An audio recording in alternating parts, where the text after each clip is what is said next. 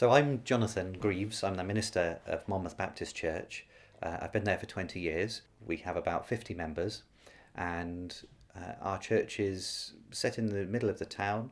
It's a small market town, about 10,000 people. Outwardly, it's quite affluent, and therefore a lot of people think, Monmouth's a lovely place just to pop and visit for the day.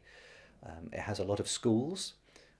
There are 2 or 3 thousand children and young people in the town during the day because of the number of schools there, independent and state schools.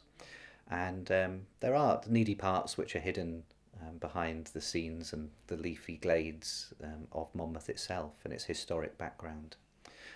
As you can imagine, it's a tough place to share the gospel because mostly people feel they're comfortable and can't see any need for a saviour or for Jesus.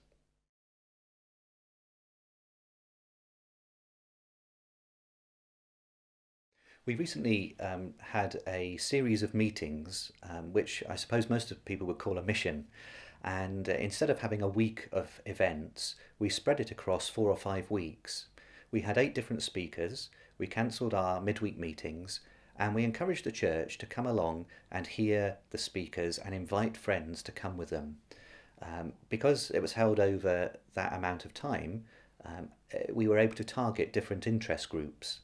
So, for example, we had a scientist, an author, an art specialist, a cancer doctor, and so on. We held the meetings in different places as well. So we did think that perhaps the most popular meetings, we could still take the risk of people coming to the church. And in fact, it surprised us that over 100 people came to many of the meetings there. We did hold other meetings in local venues. We have a good connection with our local cafe and with the leisure centre. So we did use some of those neutral venues. It surprised us greatly the attraction of these meetings that people were willing to come to.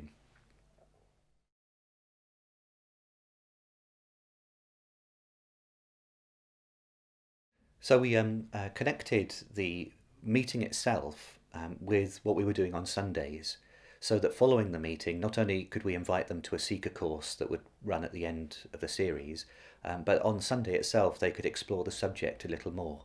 So, for example, after the author spoke about what makes a good story, we invited people back on Sunday morning to hear about whether the Bible is reliable.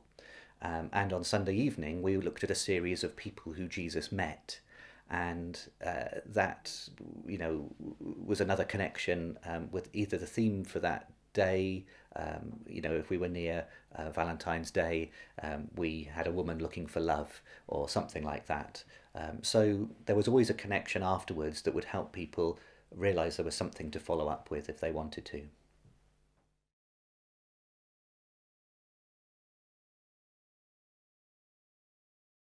So in the community, we were just amazed at how many people came to these meetings. 400 or 500 people over the course of 5 weeks came to the meetings.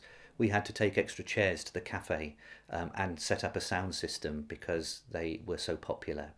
That was partly because of the good use of publicity, and we made sure the attractive publicity, was enticing, and also told people exactly what they were coming to. We found that people took Christian literature. There were some who came to follow-up meetings, and there were at least 2 people we know of who committed their lives to the Lord as a result of the events as a whole. It also had an impact on the community in general, because when people saw the publicity, many people said to me how they wished they'd been able to come to one of the meetings and hadn't been able to. So it obviously connected and touched people where they were. In the church, it had an enormous impact. First of all, we began by preparing the church for the mission. And one of the things we did is we undermined the idea that we were just a go and tell church, which is the main thing that I have grown up with. Probably you've always heard sermons to go and tell people the gospel, and that is part of the Great Commission. But if we're not very good at going and telling, very often that stops us from doing anything else, and we end up just feeling guilty that we do a bad job. So what we did is we encouraged the church to use a different model, which was come and hear. Like Andrew, speaking to Peter, he said, "Come and hear about Jesus." And it's a model that's there in the New Testament too. There was almost a visible lightness about people as they realised they didn't have to explain the details of the gospel, but they could invite their friend to a meeting that actually looked good on paper and was of good quality when they got there. And that was one of the things I thought really helped the church. We did 3 weeks on being inviting and tried to help people think about how they would invite a friend, which meetings they might come to. So that made a very big impact. And of course, the church was just so encouraged to see that people actually came. People said yes to their invitations, and there was very little awkwardness about that. So all in all, it really was effective and worked very well. This series of meetings had a disproportionate impact on the community, not only the numbers who came, but as a result of it, there were people who did want to follow up in the Seeker course that we ran.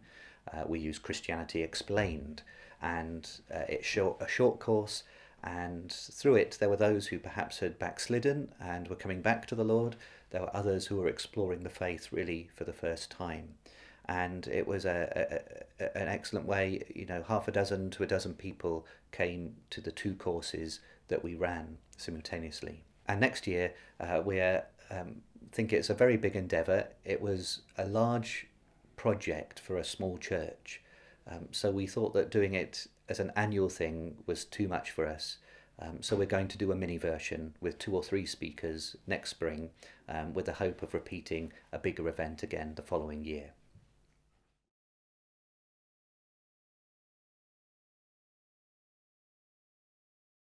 I'm not a very tech-savvy person, so I hardly even know how to use things like Twitter and Facebook.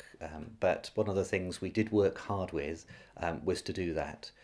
So we had traditional good-looking publicity, nice leaflets that looked glossy and attractive. But one of the things we realised we needed to do was make use of social media. So we tweeted the events, both beforehand and while they were happening. We would be posting pictures and circulating that information. That also would be connected to our Facebook page, and we set up a page dedicated to the Passion for Life mission.